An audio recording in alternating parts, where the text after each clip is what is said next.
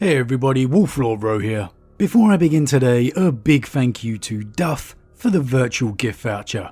Thank you very much, my friend, for the support. It is truly appreciated. But, on to today.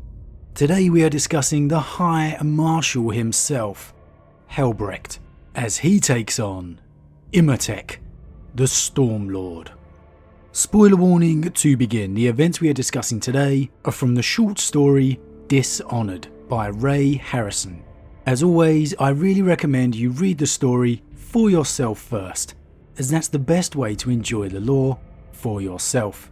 Not only that, but we help to support the great Games Workshop and Black Library, because without them, we don't have this amazing lore to talk about.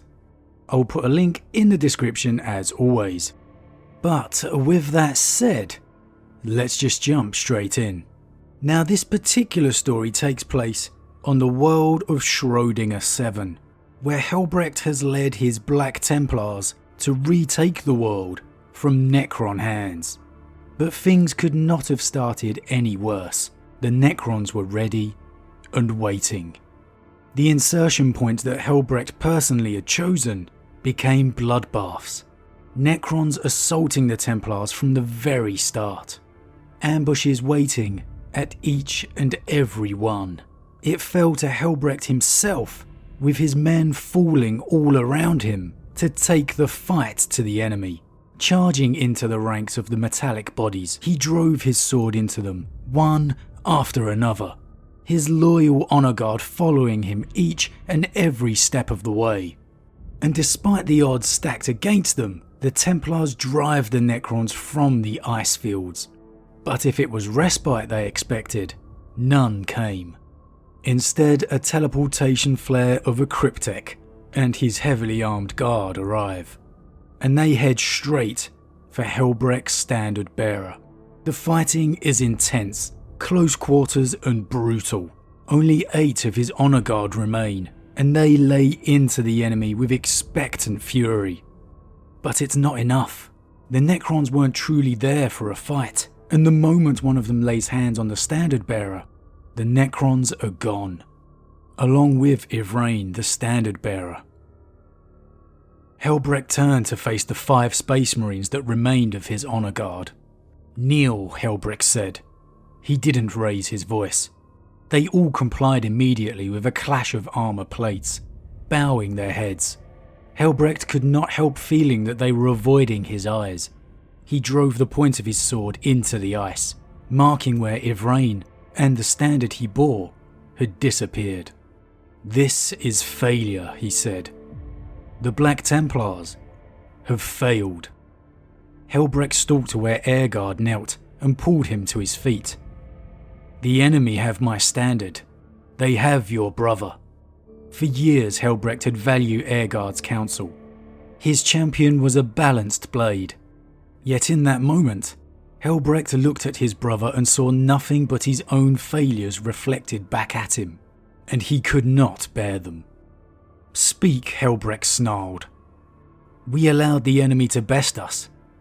"I allowed it," Airguard said, head bowed. "What would you have me do?" Helbrecht gestured at Thibault and Garrel. "Take these 2 and find my standard. I will continue on to Blight's Edge. I will rally our brothers and retake the outpost." Airguard flinched as if he had been struck. "We are sworn to defend you," he said. "I am sworn to defend you." "Then I relieve you of that responsibility," Helbrecht said. "Return to me with my standard, or do not return at all. Do you understand?"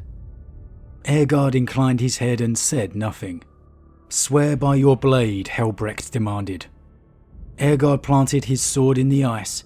He dropped to one knee before it, eye lenses level with the crosspiece. "I swear it, by my blood and by my blade, lest I die dishonored." "Do not disappoint me in this," Helbrecht said. "Restore our honor, and your own will be restored with it." Helbrecht turned away. Looking to the horizon, the outpost of Blight's Edge reared from the ice. Inside, fires were burning. lighting the sky with a false sunrise. In Helbrecht's ear, the vox picked up, crackled and stuttered.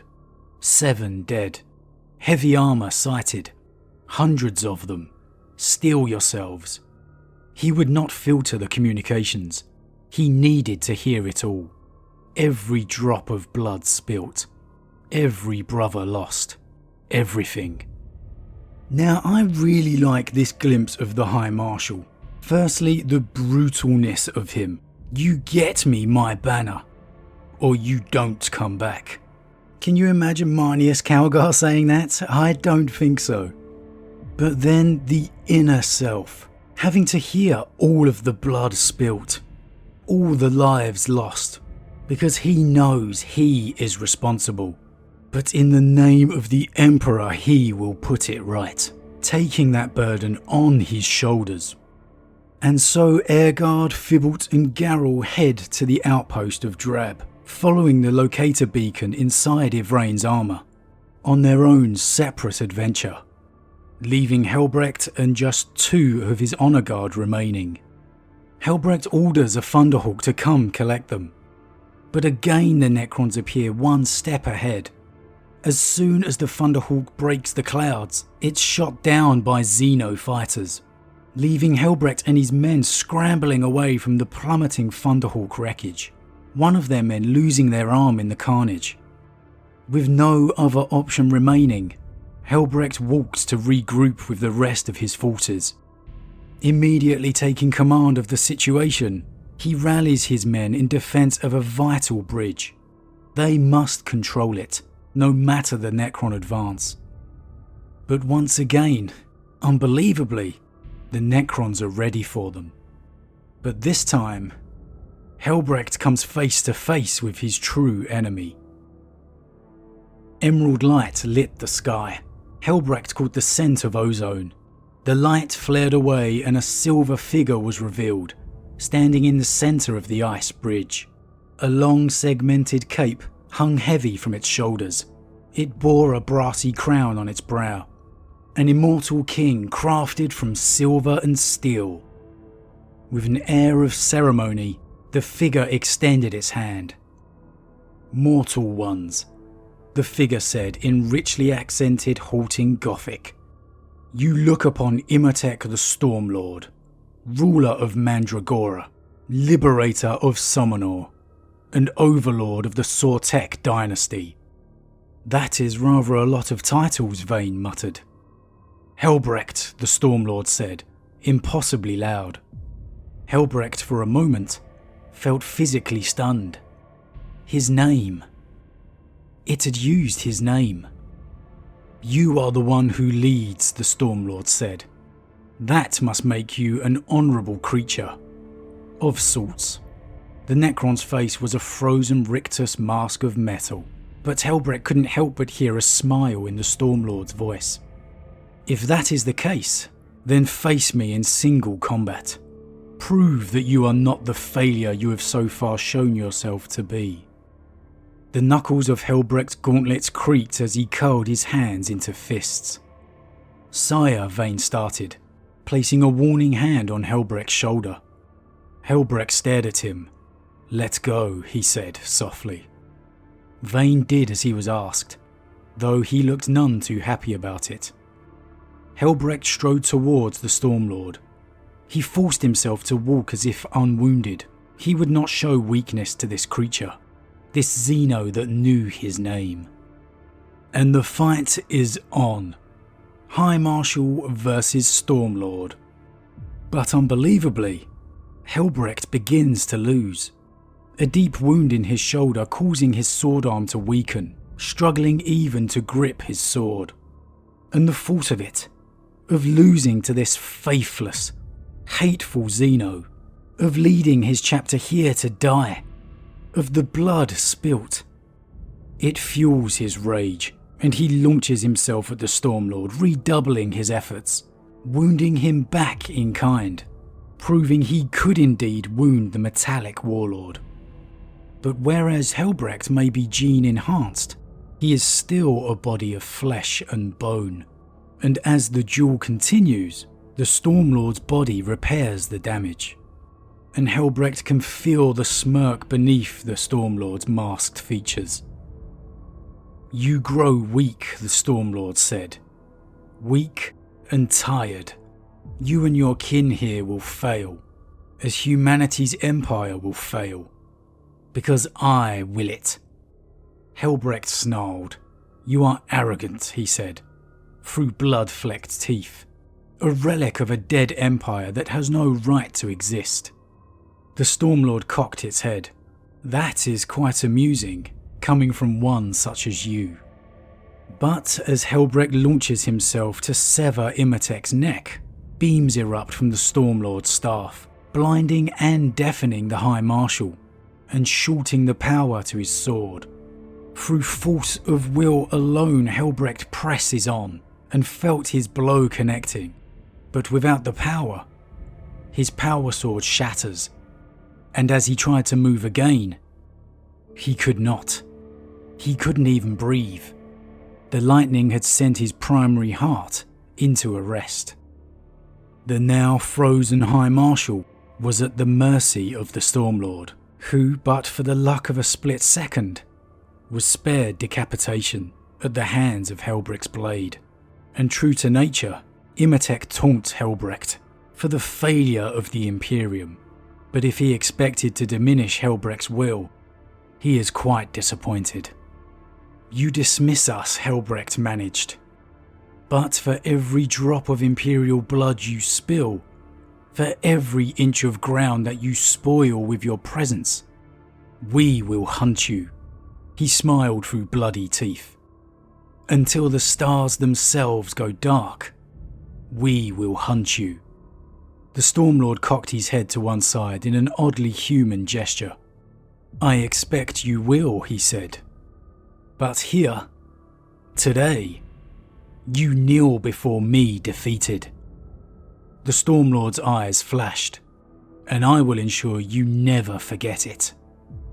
The Stormlord took hold of Helbrecht's right arm and severed his hand with a single stroke of his blade. Helbrecht bellowed in pain and anger. Blood jetted from the ruined stump of his arm, drawing patterns on the ice. "May this remind you," the Stormlord said, watching Helbrecht with cold curiosity, "of your dishonour and defeat." And that is how Helbrecht lost his hand, in a duel with Imotekh the Stormlord. But as Helbrecht rages and tries with all his might to rise from the ground, he can only manage to his knees. And in true "this is Sparta" style, Imotekh sends him off the side of the bridge, crashing to the depths below. And I've got to tell you guys, this short story is an absolute awesome read. If you're into Black Templars, it's pivotal into the makeup of the High Marshal, giving you a real insight into what drives him and fuels him, and of course where his hated rivalry with the Stormlord began. With Necrons coming to the fore once again, could we see more of these two going at it in the near future? I certainly hope so. But what of the Marshal's standard, I hear you ask? Well, it was recovered in a just as awesome side story, but I just wanted to focus on Helbrecht for this one. And later, as Helbrecht and his champion Airguard reconcile, Helbrecht vows that the Stormlord will meet his end, at the hands of the Black Templars. Now, I wouldn't be surprised if a few people out there are surprised that Imotekh the Stormlord got the better of the High Marshal here, but don't make the mistake of selling Imotekh short. Before the return of the Silent King, this guy was the most powerful Necron in the galaxy, and he led by far the most powerful dynasty. He may be a secondary character now, but that should not diminish his overall stature and power. He is still a major player, and the thoughts of these two tying up again in the future is definitely worth thinking about. Does Helbrecht get his revenge from here? Well, yes, he does. You could say it is currently tied as a 1-1 draw. leaving the final battle still to come. As always guys, what did you think? Are you a fan of Helbrecht? Are you surprised he lost to Imotekh here? Do you think it devalues his character in any way? Or does it enhance it? Does it give us more of a glimpse into the making of this legendary character? Even heroes have to sometimes lose. We've seen Primarchs beaten and still get up. That is the mark of a true hero. As always guys, drop your thoughts in the comments below. I love to read them. A huge thank you to all my subscribers. Your support truly means a lot to me, it really does. And if you're new, please consider subscribing to help the channel grow. If you enjoyed this particular vid, then why not drop a like on it too. But with that said, I am off, and I'll see you all again real soon.